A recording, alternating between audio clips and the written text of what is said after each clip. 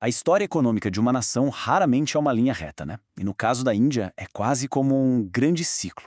Uma jornada que atravessa milênios e que viu o país ir de centro da economia mundial para uma colônia de exploração. E agora ressurgir como uma das potências que mais crescem no planeta. Vamos mergulhar nessa saga incrível de ascensão, queda e renascimento.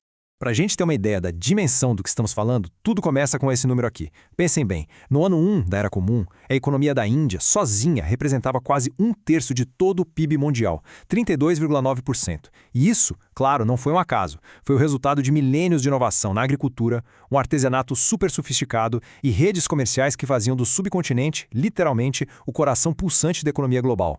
É importante guardar esse número porque ele torna a queda que a gente vai ver a seguir ainda mais impressionante.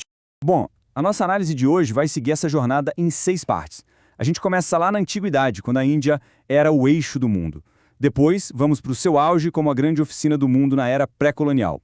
Aí, a gente analisa a virada dramática sob o domínio colonial, a tentativa de reconstrução com planejamento estatal, o retorno espetacular depois de 1991 e, por fim, os desafios que definem o futuro do país.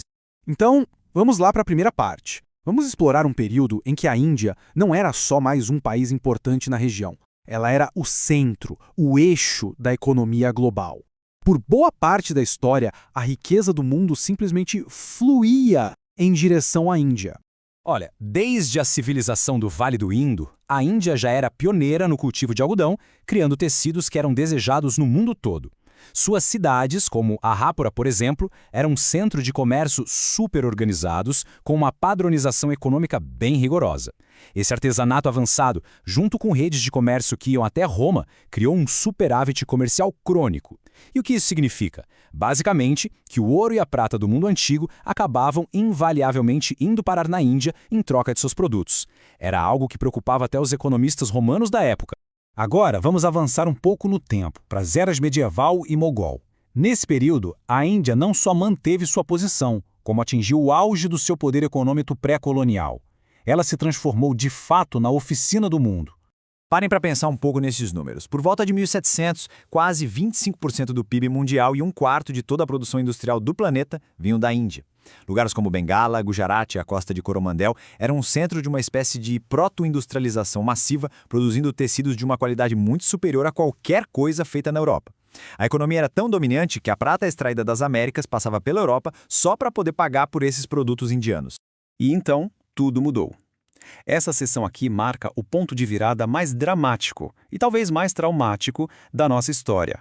O início do domínio colonial e o que muitos historiadores descrevem como uma desestruturação sistemática da economia indiana. A escala do colapso é simplesmente chocante, como a gente pode ver nesse gráfico. Em só 150 anos, entre 1750 e 1900, a participação da Índia na manufatura global despencou de quase 25% para meros 2%. Isso não foi só consequência da Revolução Industrial na Grã-Bretanha, não. Foi impulsionado por políticas deliberadas. Tarifas altíssimas sobre os tecidos indianos na Grã-Bretanha, enquanto a Índia era forçada a aceitar produtos britânicos quase sem imposto nenhum. O mecanismo por trás desse colapso todo foi o que o economista Dadabhai Naoroji chamou de dreno de riqueza. Basicamente, a Índia era forçada a pagar pelos custos da sua própria dominação. Salários de oficiais britânicos, os custos das guerras do Império, lucros de empresas britânicas, tudo era pago com a receita indiana, sugando o capital, que poderia ter financiado a própria industrialização da Índia.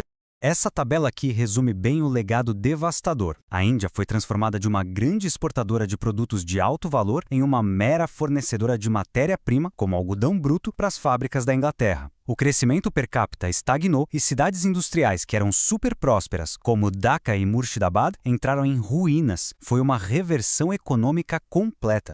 Depois da independência, em 1947, a Índia tinha pela frente uma tarefa gigantesca: reconstruir uma economia que estava devastada. A resposta encontrada foi apostar no planejamento centralizado, numa tentativa de alcançar a autossuficiência e reverter os danos da era colonial. O principal instrumento de controle foi o que ficou conhecido de uma forma bem negativa como License Reg. Pense em uma teia complexa de burocracia. Para produzir, expandir ou importar tecnologia, uma empresa precisava de uma licença do governo. A intenção era guiar a economia, mas o resultado foi um sistema onde fazer lobby em Nova Delhi se tornou mais importante do que ser eficiente, o que acabou sufocando a inovação e a competição por décadas. E a consequência direta do License Reg foi essa aqui. A economia cresceu a uma média pífia de 3,5% ao ano por 3 décadas. Se a gente considerar o crescimento da população, o aumento da renda por pessoa foi quase zero. O economista Raj Krishna ironicamente chamou isso de taxa de crescimento hindu, que virou um símbolo de décadas de potencial econômico reprimido. Mas aí, uma crise acabou forçando uma mudança radical. Vamos para a quinta parte da nossa análise, o momento em que a Índia se viu obrigada a se abrir para o mundo, dando início à sua espetacular ressurreição moderna. Em 1991, a Índia estava literalmente à beira da falência. As reservas em moeda estrangeira estavam quase no fim. Em resposta, o governo lançou um pacote de reformas radicais, acabando com o sistema de licenciamento e abrindo a economia. O resultado foi explosivo. Os anos 2000 viram o boom do setor de TI e em pouco mais de 30 anos, a Índia deu um salto e se tornou a quinta maior economia do planeta. O que torna a história moderna da Índia tão única é justamente esse salto. Diferente da China ou da Coreia do Sul, que basearam seu crescimento na indústria, a Índia meio que pulou essa etapa. Passou da agricultura direto para uma economia liderada por serviços. Seu exército de engenheiros que falavam inglês e os baixos custos transformaram o país no escritório do mundo, impulsionado por um setor de TI de primeira linha. E isso tudo nos traz até os dias de hoje. A Índia é sem dúvida uma potência econômica, mas esse seu modelo de crescimento tão particular também apresenta um conjunto bem complexo de desafios para o futuro. Este gráfico mostra bem a estrutura da economia atual. O setor de serviços domina com cerca de 55% do PIB. A indústria, que tradicionalmente é o motor da criação de empregos em massa, continua meio estagnada, ali em torno de 17%, uma fatia parecida com a da agricultura. E é aí que mora o paradoxo central da Índia moderna. Esse é o debate que define a economia indiana hoje. De um lado, o crescimento do PIB é um dos mais rápidos do mundo. Do outro, existe a preocupação de que o setor de serviços, mesmo sendo super produtivo, não consegue criar empregos suficientes para a enorme população de baixa qualificação que está saindo do campo. Enquanto o governo aponta para a criação de vagas, os críticos questionam a qualidade e a formalidade desses novos postos de trabalho. E assim a gente termina com a pergunta que vai definir o próximo capítulo da história da Índia. O país tem a maior e mais jovem população do mundo, o que é um enorme dividendo demográfico. Mas para colher os frutos disso, precisa gerar milhões de empregos de qualidade. A grande questão é, será que o seu modelo único, liderado por serviços, vai ser capaz de cumprir essa promessa? A resposta vai determinar se o ciclo de renascimento da Índia continua em sua trajetória de subida.